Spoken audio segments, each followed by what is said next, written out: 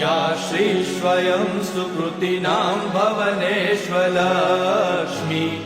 पापात्मनां कृतधियां हृदयेषु बुद्धि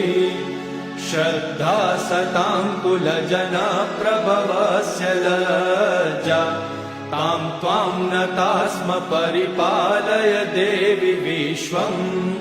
किं वर्णयाम तव रूपमचिन्त्यमेतत् किं चातिवीर्यमसुरक्षयकारि भूरि किं चाहवेषु चरितानि तवानियानि सर्वेषु देवसुरदेवगणादिकेषु हेतु समस्त जगतां त्रिगुणापि दोषे न ज्ञायसे हरिहरादिभिरप्यपारा